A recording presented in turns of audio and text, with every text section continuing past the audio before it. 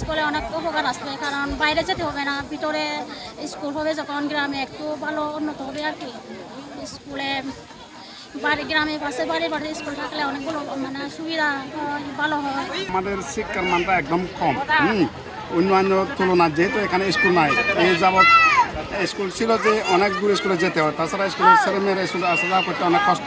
তো এখানে জেলা প্রশাসনের মাধ্যমে যদি এখানে একটা স্কুল মানে স্থাপনা হয়েছে, তো এখানে আমাদের ছেলেমেয়েরা এখানে কাছে স্কুলে পড়তে পারবে, সেজন্য অনেক উপকার হয়েছে। বাইবেলটা ইউনিয়ন 7 নম্বর ব্লক গ্রামের রানামান ক্লব কালেক্টরের বিশ্ববিদ্যালয় উদ্বোধন যাচ্ছে। এটা কিন্তু আমাদের এই এলাকার জন্য অত্যন্ত শুভ সংবাদ। এই এলাকায় 16টা গ্রাম রয়েছে। এখানে আশেপাশে কোথাও স্কুল না থাকার কারণে অনেকেই প্রাইমারি সেকশন থেকে এরা জোরে পড়ে যাচ্ছে।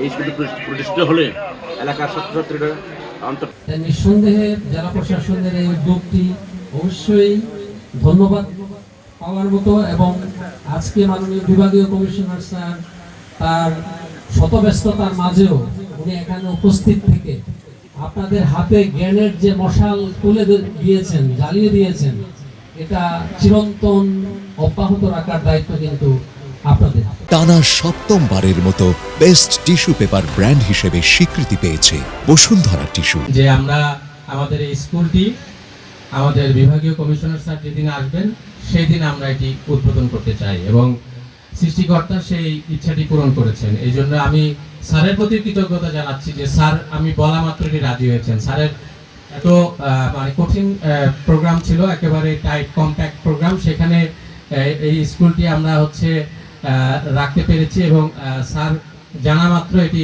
রাজি হয়েছেন, এবং স্যারের প্রতি এই জন্য আমি কৃতজ্ঞতা জ্ঞাপন করছি। স্যার ব্যস্ততার মধ্যে আমাদেরকে সময় দিয়েছেন। যখন আমরা চলি তখন আমাদের কি কি লাগে?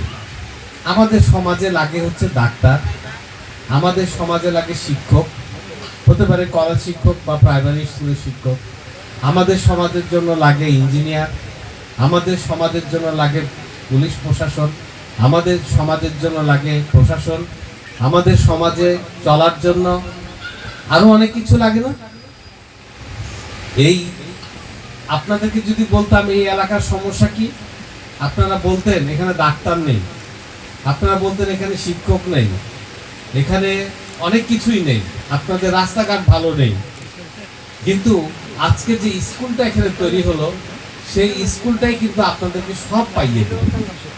এখানকার ছাত্ররা ডাক্তার হবে। একটু আগে আপনারা শুনলেন যে ওনার স্কুলের একজন ছাত্র পটুয়াখালী মেডিকেলে চান্স পেয়েছেন।